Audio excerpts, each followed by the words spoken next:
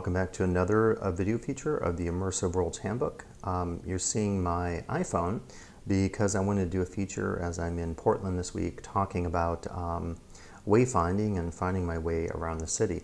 So if you've watched my videos I took in Portland in 2017, you know that I was really interested in trying to survey a range of sites in the city, so it required me going around many different locations. And I, of course, use pretty extensively the Maps feature, which anytime you're trying to get somewhere, in this case, I was trying to get from the Mill Ends Park, which is the mini park in Portland, back to my hotel, right? So there's a practical side of using a device like this that is, I think, lost on us because we take it for granted. Years ago when I was doing early research back in the mid-90s in Berlin, you know, having something like this would have been amazing. I remember the days of having giant maps, and it's pretty amazing with, you know, mass transit with the options on here. You can choose, of course, walking, driving, or all the mass transit options, and you're on a bus, it tells you exactly when to get off. Same thing with the train. Pretty outstanding to have this in a field setting. So the other thing then that I wanted was, going through my apps, I wanted to be able to keep track of places a little bit better. You can save places in Google or the Apple version of Maps, but I wanted something a little more effective. So I downloaded this Mapster, which is a free app on the App Store. And this I thought was cool because I wanted to basically add locations. So I wanted to be able to add a place on a list, and this allows me to do it via a photo of an address or typing in an actual location.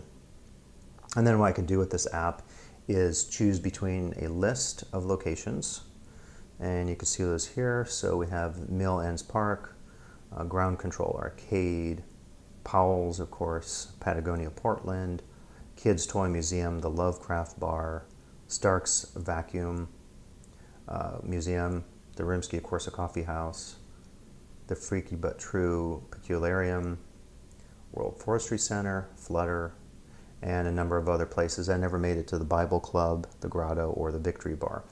But this is kind of cool because you can have a list of locations and then use these locations, you know, edit them, check them off, whatever you want to do. We can also go back then to a map, and this is, to me, really handy. What I was doing the last couple days is I added these locations, and you'll see them here around the city of Portland. And this is pretty strategic. If you're doing a quick trip to the city, and this was a couple-day trip to the city of Portland, you know, you have to be pretty practical and strategic about what you're doing, taking buses and mass transit. You can see the distances here are significant. If we go from the city center, where I'm staying at the AC Hotel, to, say, way north, which has some really cool boutique shops. Flutter is one of those, and I'm going to be checking out a reclaimed architecture or home design store today. But you have to be practical because these are pretty big distances. What I like about this app is I can put in locations, and then it shows me clusters of them. So, you know, yesterday I had some out here, and this allowed me to strategically do all these, and I coordinated with their opening times and all that. And then I was, as you can see the dot there by my hotel, I was able to knock off some of these today after breakfast, and then I need to go back. I'm going to check out the Saturday Portland market and then go back to these northern locations today for a few more stops. But what I'm trying to suggest in this is, you know, these are really amazing apps to have, and this is not the only app out there, Mapster, but there are others out there that allow you to, I think, be very strategic about your shooting. If you're a photographer or videographer, if you study themed immersive spaces, particularly if you're in a big city. If you go to Berlin, to have something like this, it's absolutely essential, because if you're just wandering around the city and trying to you know, pick off a place here and there, you're going to forget about some things. And that happened to me a couple times, actually, where I had the wrong location in for the Keep Portland Weird sign. But anyway, it's an opportunity to think about strategy as you're planning research trips or photography trips or just traveling for fun, to have an app like this to be able to do something that's practical and a good use of your time.